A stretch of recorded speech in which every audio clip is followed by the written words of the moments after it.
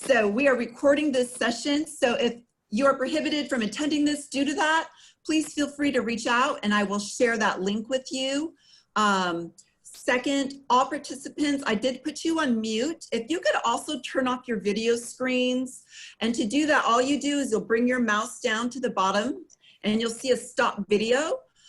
This is a very large Zoom meeting. The invite, we are at capacity, and so it'll just help with our bandwidth. I just want to make sure that we're not going to have any kind of stalls or glitches. So that will help if people can turn off their video. Third, please use the chat function. I will be looking through that as Rhonda is presenting, and we'll use that for questions to Rhonda. She will be answering questions towards the end. Actually, she's leaving a lot of time for questions, so please put them there, and then we'll go through and review those questions for her at that point. And then fourth, I did put on the website that Rhonda was going to be reviewing, and that is also in the chat box. So that link is there if you wanted to kind of hit that website as she begins talking about it as well. Okay, so once again, thank you so much for attending. And at this time, I'm handing it over to Rhonda. Hey everybody, I'm so glad you could join us today. Normally when I teach people about home vermicomposting, which is what Lonnie and her group asked me to do, I usually need an hour to an hour and a half to do that. And so I wanted to leave you plenty of time to ask questions. And so I'm not going to give a PowerPoint presentation that fills up the whole time. So instead, I'm going to go over the basics of vermicomposting at home, and what I want to do is really acquaint you with my website, because there is just a tremendous amount of material there, and people, it's kind of overwhelming, I think, for some people, or they just don't see the depth of it, you know, how many resources there are. So I'm going to start out by going through that so you can see it. So I'm going to hit share screen here and bring up my, there's my website, yay. So, so when you land on composting.ces for Cooperative Extension Service, .ncsu.edu, so there it is right there, and you'll come up with this. And so while you're on that page, there's a couple of things to pay attention to, okay? If you just scroll directly down, you'll see news and updates.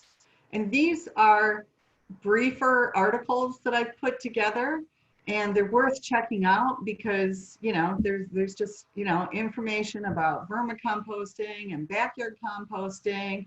And then, like, if you were thinking of doing a larger composting project, and this would apply for vermicomposting as well, then you would click on that. And then, you know, I've got several paragraphs that kind of summarize the regulations for composting here in North Carolina. Just about every state has composting regulations. We have newly added vermicomposting regulations, and other states don't usually have it stated in their composting rules because their composting rules are, you know, 20 years old or so, but they will want to be involved in permitting if you're going to do larger scale vermicomposting. So here in North Carolina, we have a wonderful website by the Division of Waste Management, Solid Waste Section. And so, but if you're in a different state, all you do is just put in whatever state you're in, okay? Maryland composting regulations, Nevada composting regulations, and you should get a page similar to this, okay? So that was from the very first page of my website. Like I said, it's just, this is another super important thing to read about. Persistent herbicides can be a huge problem in hay and compost and grass clippings, manure. So be sure to click on this and it will come up with an excellent extension fact sheet about it. Okay, so that's the first page. But if you go over here, you'll see this long red rectangle, and it has several things that you can click on, like about Rhonda Sherman. So, you know, here we are. This is this is what I've been doing for the past 30 years. There's a connection to my book right there. There are connections to all sorts of podcasts. I have another podcast from the United Kingdom that just got posted yesterday, so I haven't posted it on here yet, but lots and lots of publications, my CV, all sorts of things. If you click on About This Website, it's a 3-minute video, but it shows you how to navigate the website. So it's very helpful. I'm going to get out of that so I'm not talking over it, but that just tells you how to navigate the website. Below that is composting. You would choose home and backyard composting or large scale composting. Okay, 2 different things. So, you know, when you land on a page like that, then you get videos and some introductory paragraphs, and then publications. So this is my backyard composting. This is how to do composting, not vermicomposting. Okay, so composting in your backyard with your food waste and yard and garden waste. So that goes into detail.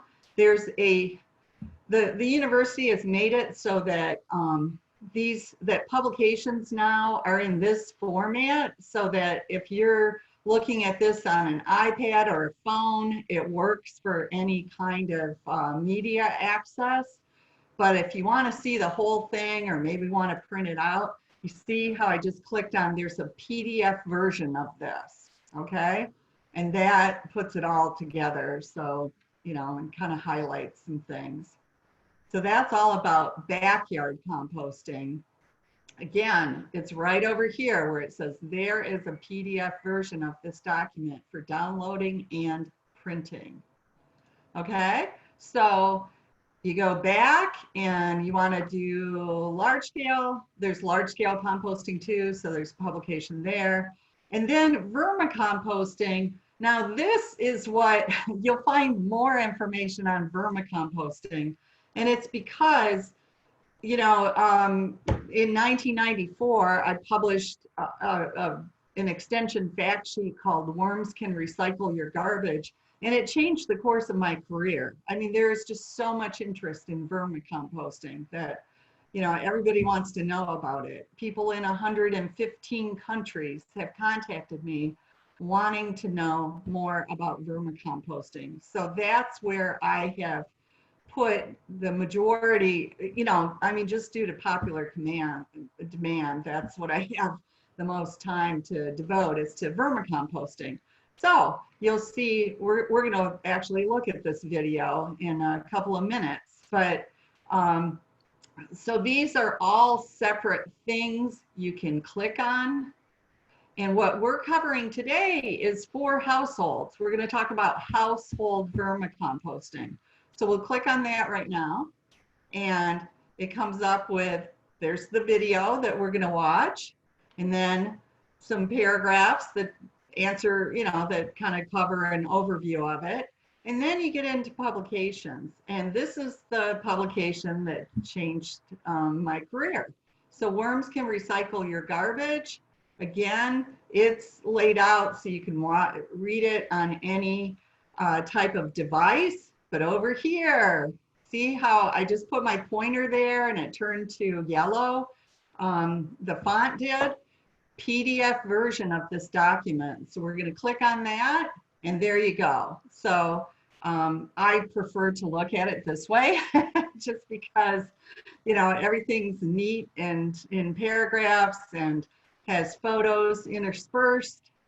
And so that is very helpful. There's a worm bin troubleshooting guide here. So You know, if you have some kind of problem going on with your bin, you can look at this guide and see causes and solutions, and then talk about harvesting, optimal conditions for the worms. We're going to come back to this, okay? So, but I just wanted to show you that that was there, all right? And so another thing to note is that if any of you work with the public, and well, things have changed, right? But I know many of us have done different types of events where we want to hand out information to people. And the one we just looked at, Worms Can Recycle Your Garbage, that's 6 pages. So you'd be handing out 3 pages printed on both sides.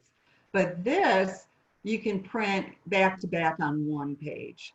So just to let you know that this is kind of a summary that's good for the public to just get them interested in vermicomposting. Okay, so that was vermicomposting for households. We're going to go back to the vermicomposting menu. Well, we were. Okay, is it doing it? Hold on. Yeah, it is. Sorry, it just went to the bottom. I just wanted to show you, if you work with youth, so if you work with schools, after school, 4-H, church groups, scout groups, children love learning about vermicomposting. And so I have a curriculum here. So again, we're under the tab for schools, and we just went down and we found this on the list. And this is in PDF format. It's 31 pages. It's 6 chapters on learning vermicomposting, and each chapter has 2 activities. And so it's a really great thing. Like I said, it can be, when we first set it up, we did align it with North Carolina's 5th grade standards for, you know, teaching, but it really can be adapted for preschool up to 12th grade. So just a lot of information in here, a lot of fun activities. This is my favorite activity right here, where you just, you know, you can, I've done it, I actually did it with, oh my God, there were hundreds of children who showed up unexpectedly for an event, and I did this activity with them and they loved it. So that's in chapter 3, okay? And it's just looking at earthworms, but I tell you, the kids love it. So that's the curriculum, so keep that in mind. And then anybody who decides that they'd like to get into large-scale vermicomposting, like I said, you know, the people in 115 countries, they're contacting me about that. They want to do, it's for businesses, farms, institutions, and municipalities. So you click on that, and that's where you'll find the majority of the publications that I've written, just so that there's information for people. This one in particular, Raising Earthworms Successfully, I think it's 26 pages, but this is goes into detail about larger scale vermicomposting. So again, we're talking about household today, but this would be if you wanted to do it on a larger scale, so medium to large scale. So lots of comprehensive information there. And then beyond that would be my book, you know, so that was published with Chelsea Green, The Worm Farmer's Handbook. And that really goes into detail about doing large scale. So if we leave this and we go back to the main page, so see, we're back. Talks about my vermiculture conference. So for the past 20 years, I've held an annual vermiculture conference that's 2 days long. People come from all over the world. So this fall was supposed to be my 21st annual vermiculture conference. I have no idea what's going to happen. So we'll just have to see, okay? Because obviously this won't be happening, you know, crowds of people. So this, by the way, this photo is taken inside my worm barn at my compost learning lab. I'll show you a couple of other pictures about that, but this is during the conference. Over 100 people came to the compost learning lab to see. I have 12 different types of worm bins in this worm barn. So we'll go back out here and go to the compost learning lab. Okay, so this is what it looks like.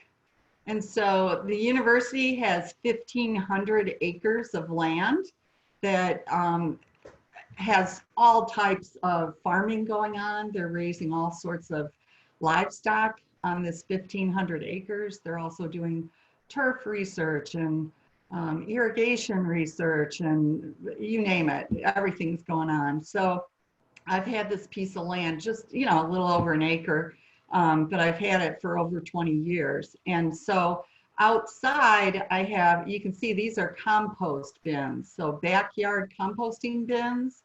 I have 13 different ones, so you can see what they look like and, you know, get a feel for them in person, because if you Google buy compost bin, you'll see all sorts of shiny new compost bins, but do they work? And many of them are not as great as they might look on a website. So it's always nice to see these in person.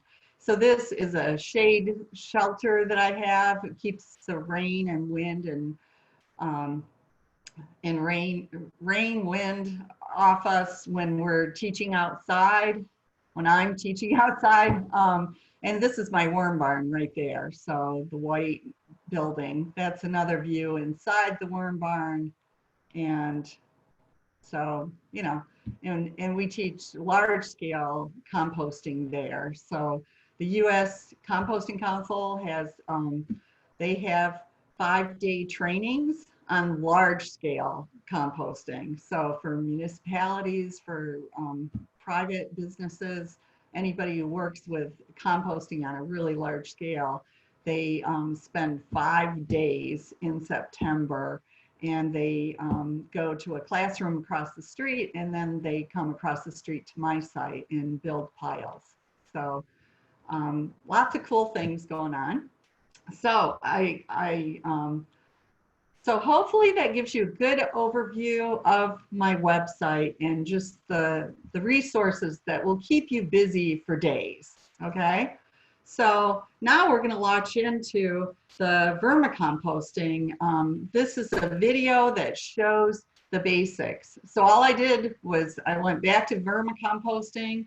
It came to this page, and right away, here's this homegrown video. So it's, so North Carolina State University is a land grant state. Every state has a land grant university, and at least one or two land grant universities. We have 2 in North Carolina.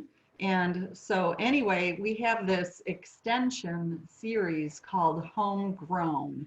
And so we have an incredible videographer who shot this video. So I'm going to show you this now, and it's only 5 minutes, so it's quick and easy. All right, so let's do this.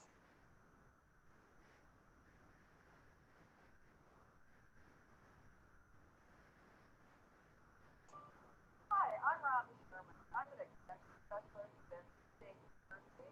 This is Homegrown the Garden. Today I'll be showing you how to set up a worm vermicompost trail. It will enrich your soil and make your plants. Hey, Lonnie, can we make this video bigger and louder? Yes, so what you'll want to do, Rhonda, is since it's on your screen, is on that where it says YouTube and those 4 right square there. box, you're going to hit that, and that'll make it into your full screen. Okay. And then from your volume, you can click on that little volume near the bottom. And then put that, no, click it again. There you go, all the way. And then that should help. Okay, cool. All right, great. I'm going to start it over. Here we go. Hi, Okay.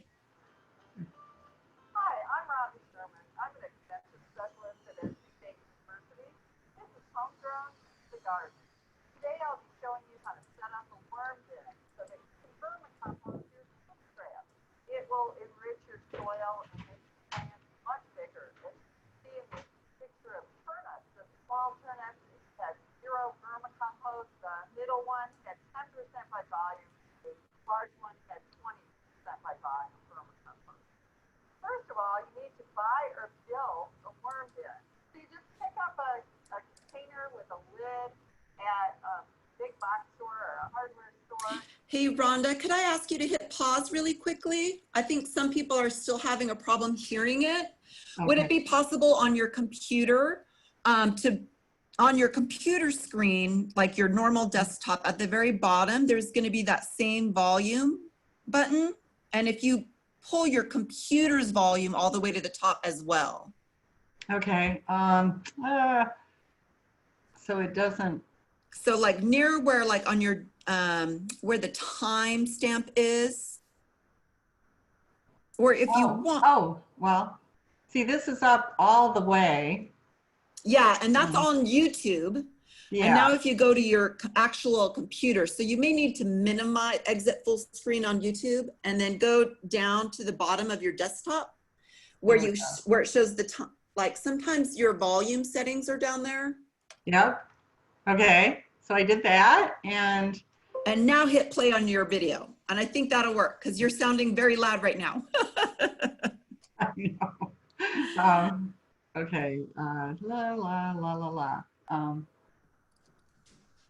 That's the problem. Going back to my screen sharing is paused and resume share. Bin for them to breathe. Okay. You want to make sure you drill the holes in the upper sides of the bin. And so one option is just to take a full, see, just Okay. Backing up a little bit. plants much bigger. As you see in this picture of turnips, the small turnip had 0 vermicompost. The middle one had 10% by volume, and the large one had 20% by volume vermicompost. First of all, you need to buy or build a worm bin. So you just pick up a container with a lid at a big box store or a hardware store. You know, the worms are living creatures. They need air. So you need to put holes in the bin for them to breathe. You want to make sure you drill the holes in the upper sides of the bin. And so one option is just to take a full saw and drill just one hole in each of the shorter ends of the bin. So one each, and then you can go to the gutter section of a hardware store and pick up a soffit vent, and you just pop it in there. And then you want to put about 6 holes in the bottom of the bin, just so that in case you have any excess drainage, that it will come out. And you would want it to go on a piece of plastic. There are over 9,000 species of earthworms, and only 7 have been identified that are suitable for vermicomposting. So you can't use just any worm. It's by a pound of worm, that's about 1,000. Buy it from a worm grower, it'll cost you around $30. Worms need moisture. You need to put some type of bedding in there.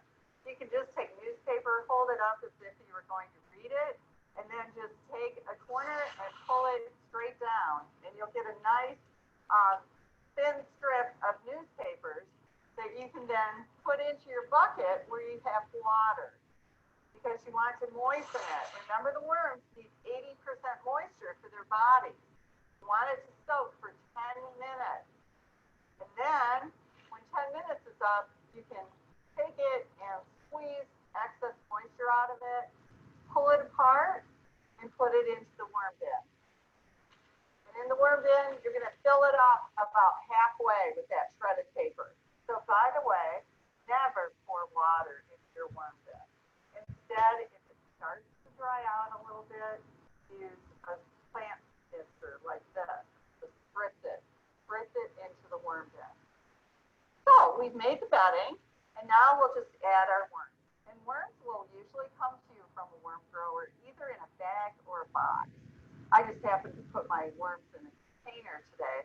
But anyway, you just gently will empty them onto the top of the bedding and just stand back.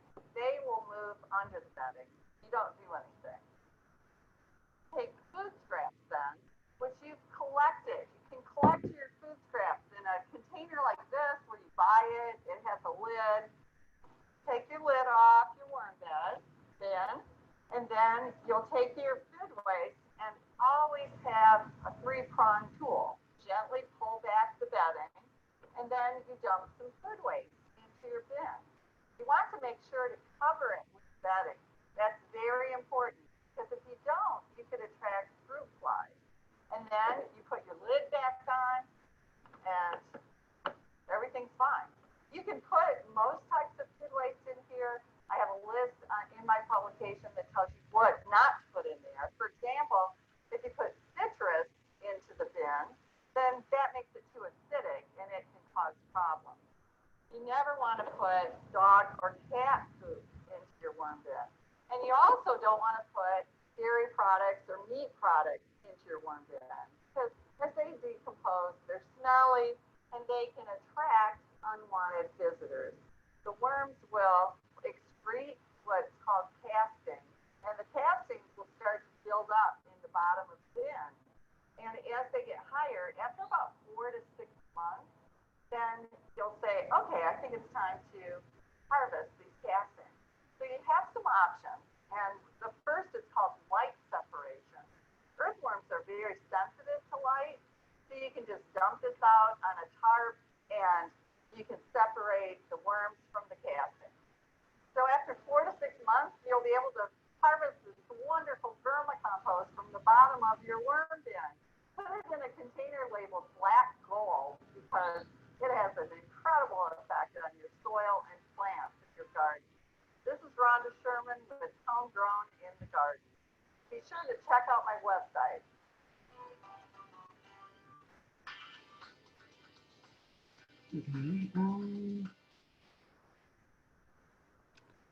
All right, let's see.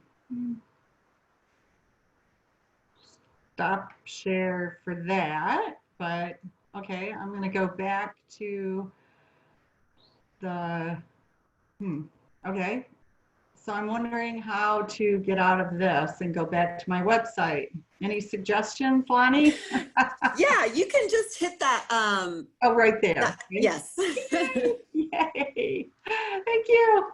Okay, so pop quiz here, guys. We were just talking about vermicomposting for households. So we're going to go back over here, right? Go to the composting page, go back to vermicomposting, and we open up worms can recycle your garbage, and we'll go to the pretty PDF version so you can see that. And this goes into more detail than I could say in 5 minutes to keep your interest for that video.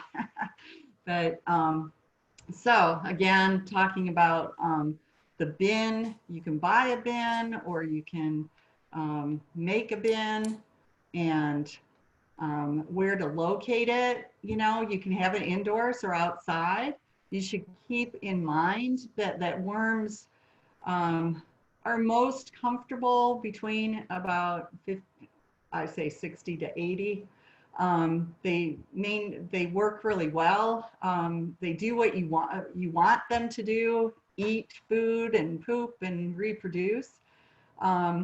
But they can withstand temperatures outside of that range. So the worm barn that I showed you a little earlier, I do not have electricity in it, and I do not even have solid walls all the way around. And so the inside of my worm barn is at the mercy of temperatures, and we get wide swings here in North Carolina. So my worms have stayed alive in that barn when it's over 100 degrees for several days, and they've stayed alive when it was 10 degrees for several days. And this is Fahrenheit. So so anyway, you just have to be you know, mindful of trying to keep them in a comfortable situation. And I showed the bedding, and you know how you can use shredded newspaper or shredded copy paper, white paper, paper bags, office paper, cardboard, decaying leaves, or coconut pith fiber, which is called core, if you're not worried about the carbon footprint of that, which I am concerned. But anyway, you just have to make sure it's shredded and it's moist. And so you saw me squeeze it out in the video, and it was still very moist in my hand, but it wasn't dripping water, okay? So it just goes there, and you couldn't, for the video, I didn't have it halfway full, but you should, okay? So you should fill your bin halfway full of bedding. So this bin, I think, is a 10-gallon. I often use a 14-gallon or 18-gallon bin.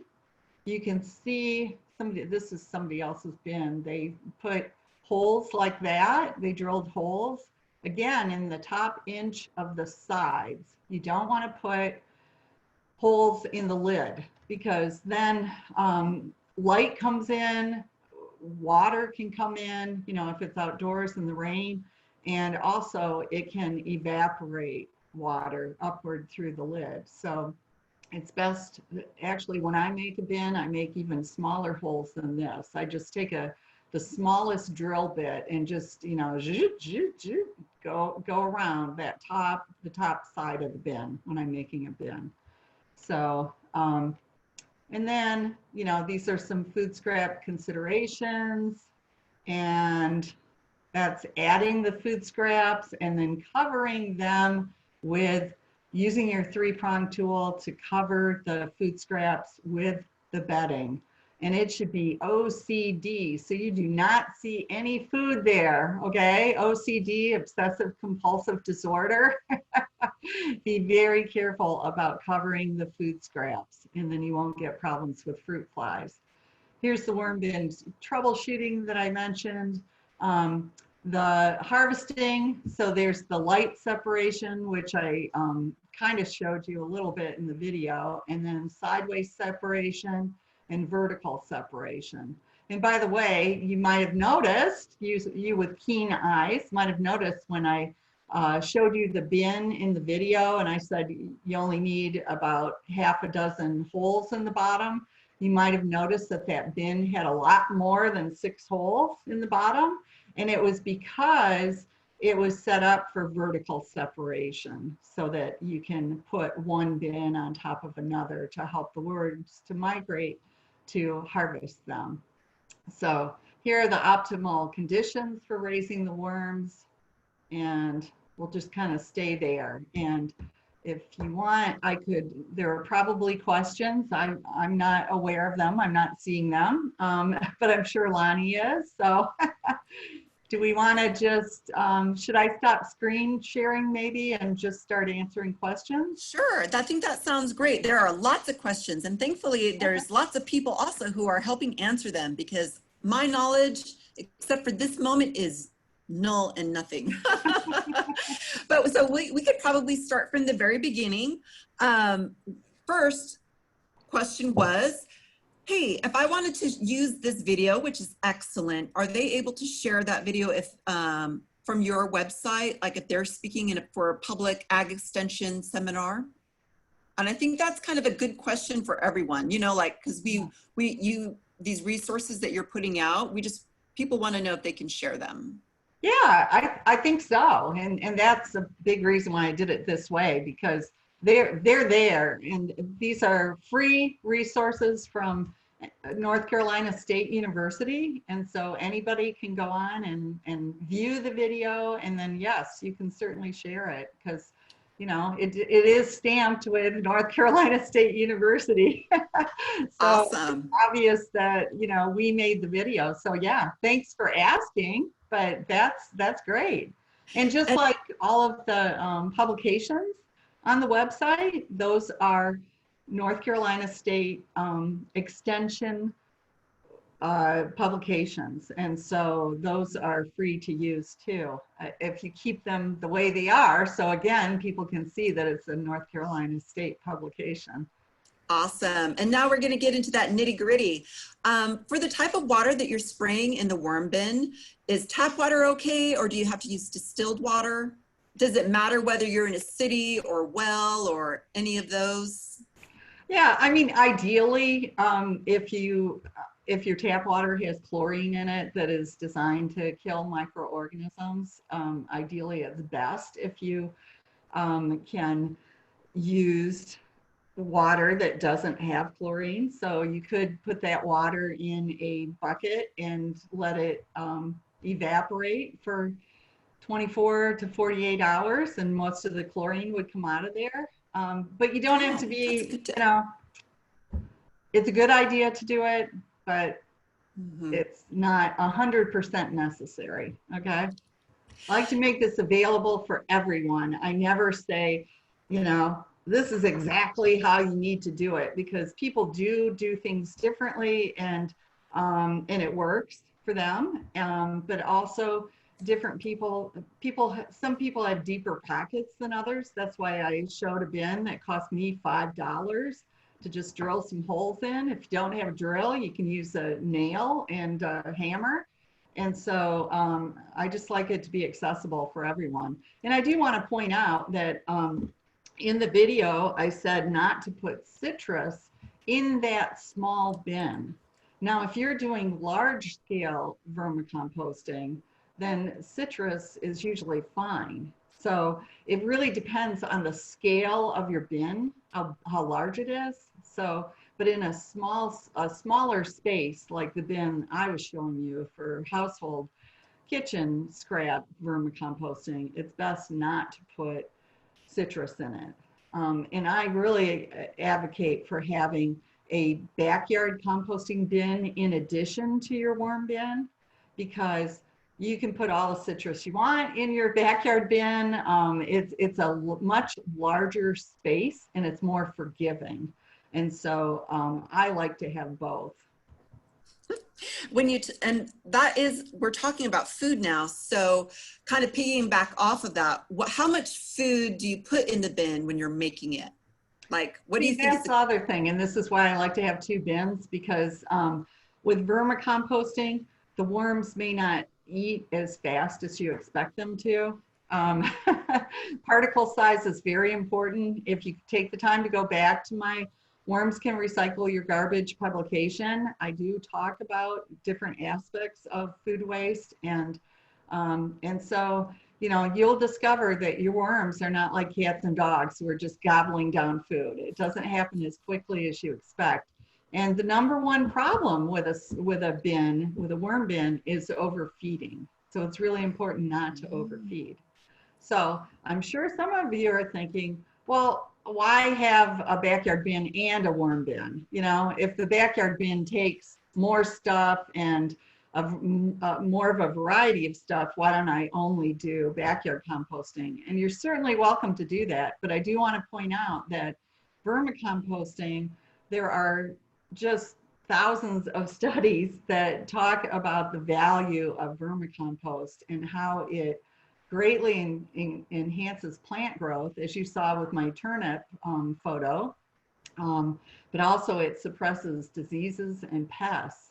And if you were going to sell compost, a cubic yard of compost, you could sell it for about $30 to $35 for that cubic yard. But vermicompost sells for between $200 and $1,000 per cubic yard. So I keep that in mind with my worm bin and my backyard bin. I'm like, yeah, whatever, I can just toss whatever into my backyard bin. But my worm bin, I'm just more careful, and I put smaller amounts in there, realizing that the value of the castings that are going to come out of that bin are going to be much more beneficial for plants and soils. Since we're still talking about the bin, a couple of questions about the bins. First is, what did you say the name of the silver things are that are put in the holes on the side of the bin? Yes, stop it vents. Okay, that's what somebody answered. Sarah. Okay, Hi, Sarah. Yeah. Anyway. Yeah. I do mention that in the publication. So you can see the spelling in the publication, and you find it in the gutter section of a hardware store.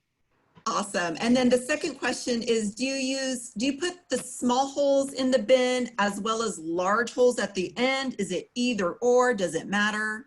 Yeah, if you're going to do the large holes with the soffit vents, that's all you need. So, you know, one hole on each end of the bin is plenty of airflow in a bin. But now my favorite way to do it is to do the teeny tiny holes just in the upper sides. I make the holes so small that the worms can't get out. They can't shimmy through those holes. But yet it offers plenty of airflow if you have it all the way around. So, you know, air is just being drawn through the bin. Awesome. One person asked, I often find little white mites in my bin. How do I prevent that from happening? They're not a problem. They are Oh, okay. decomposers. So they're part of the food web, the soil food web that is helping to decompose the organic materials. And I think it's, what chapter do I talk about that in my, remember I showed you all my vermicomposting curriculum? So there's a chapter on critters. I call them critters, but they're the insects that show up in your worm bin. And you know, they come into your worm bin as eggs on food, actually, you know, so they're just these little eggs. You don't realize they're there, but they get into the bin, and the bin is the perfect environment for those eggs to hatch. And so you'll see what I call a bloom of, you know, white mites or springtails or, you know, all sorts of little critters that are helpful. They're helpful to decomposing the food, so you really don't have to worry about them. One of our people here, guests today here asked, she said, I like to give my vegetable scraps extra life by simmering them into a homemade vegetable broth. Is it okay to do that before putting them into the bin, cooled off, of course, or do the worms need the trace nutrients that get cooked out? So are you wanting to put broth in there or the vegetable scraps? I'm assuming, let's see if she answers. No, the vegetables after cooking them. Oh. The vegetables, fine.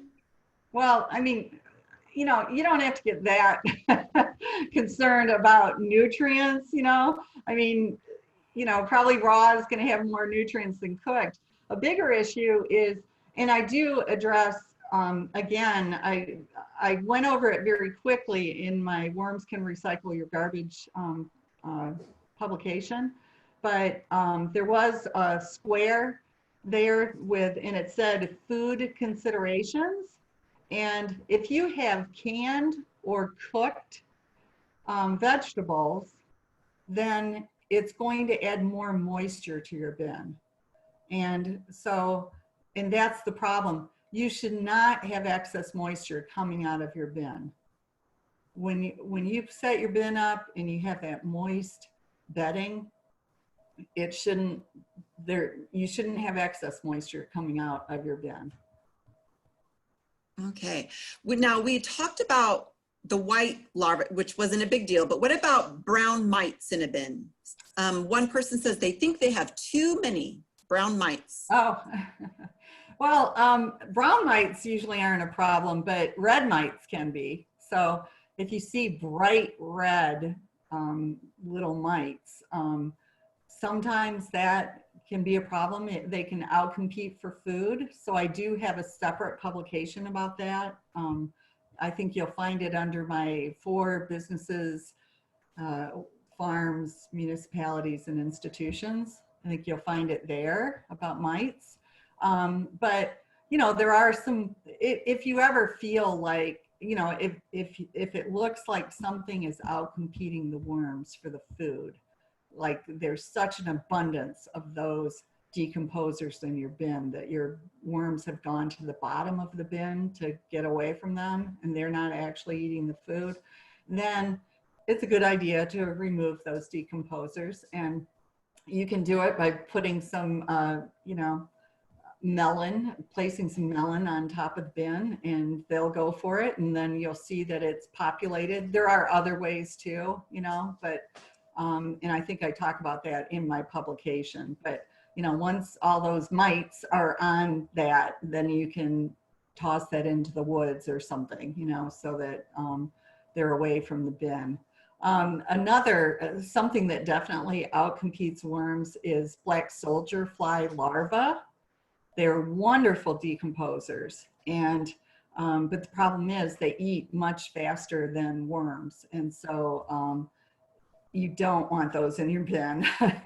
So if you're into black soldier fly larvae, it's awesome. I think it's great, but I would never put that kind of a system anywhere near a worm bin because you really don't want them to end up in your worm bin.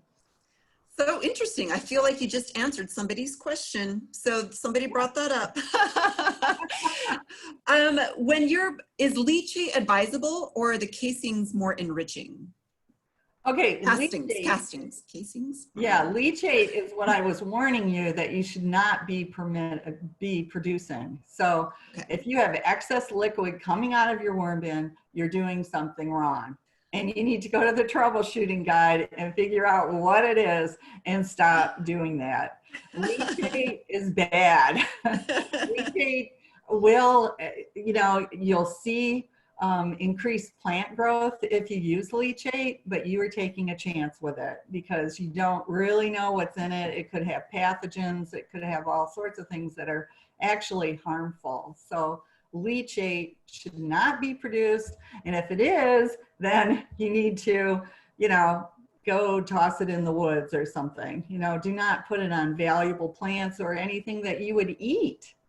But if you want to have that person also asked about castings, and castings, yes, you do want that for applying to the soil for your plants. But you can also take finished castings that are good quality, okay?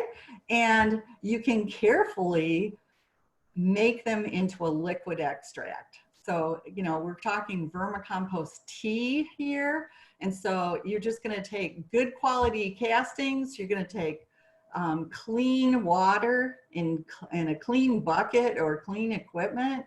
And there are different ways of doing it. So you can look into the pros and cons of aerated versus non-aerated and make your decision. But that by drawing the microorganisms and the nutrients out of the castings, then applying it to soil, we call that a soil drench. It's terrific. And then you can also spray it on the leaves, and then we call that foliar application. And I talked about that a little bit in my book. So. You mentioned about how many of us feel like worms are going to just be voracious, and they don't. Give them time. But we have a couple of questions about a feeding schedule. Should you start with like 2 cups of food a day, or just do something on a weekly basis? No, 2 cups is way too much food, especially in a small system like that. Okay, you're just going to put maybe I'm trying to think of volume here, but a quarter to a quarter of a cup. Start out with that. Wait till the food is gone and then add more.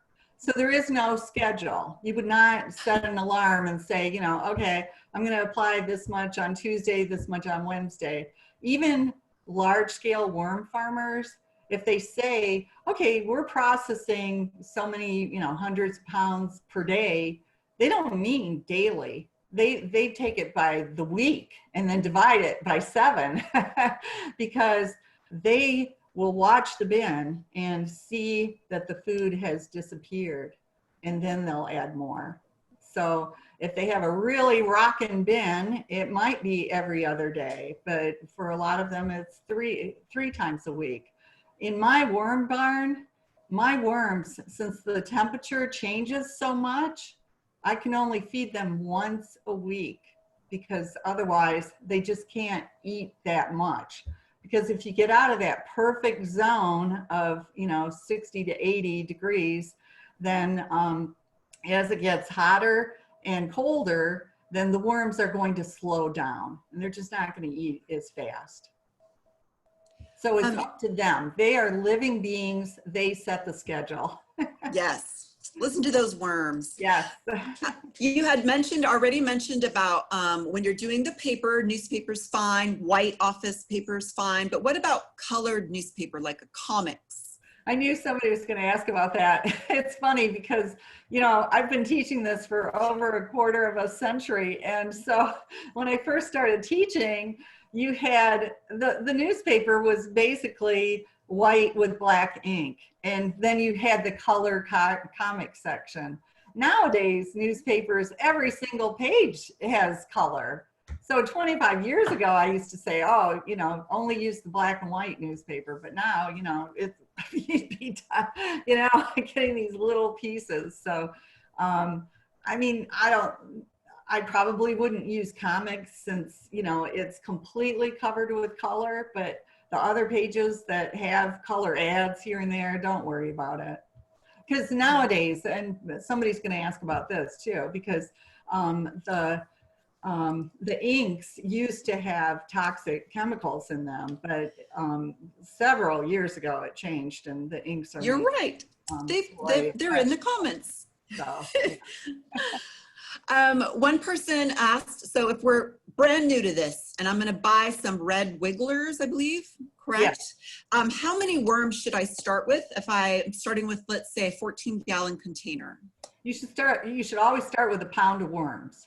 Pound. Okay. So a pound, you buy it by the pound, and in that pound there should be roughly 1,000 worms. Ooh. And so you're not going to count those worms. I don't know anybody who wants to count 1,000 worms. But when I get worms from a worm grower, I do eyeball it. And you can see a big difference between 30 or 300 or 1,000 worms. So I encourage people to check it out and, you know, and make sure you're getting the pound that you've asked for, okay, that you've paid for. So now that we have got this black gold, when you're adding it to plants like your turnips, do you start it with seedlings? Do you put it on the top of the plant and the bottom of the plant? Where do you put that black gold? All of the above. You can, so, you know, if you're seedlings, that's what we did. You know, we just planted turnip seeds in the field, and that was 3 different seasons and 3, you know, and then we had randomized plots with 0 vermicompost and then 10% by volume vermicompost and 20% by volume vermicompost. And the thing is, if you did 100% vermicompost, it's too much for the plant. And so really 20% by volume is plenty, you know? So yeah, so you can add it to plants. You can top dress, you know, top dress the lawn, top dress your trees and bushes and plants that you have outside, top dress the plants like you can see in the background here. I just occasionally add vermicompost and water it in. So lots of ways that you can use vermicompost, but you really, you know, I have this problem. I know how fantastic vermicompost is, and I have to catch myself to not apply too much, because really a little bit goes a really long way. So keep that in mind.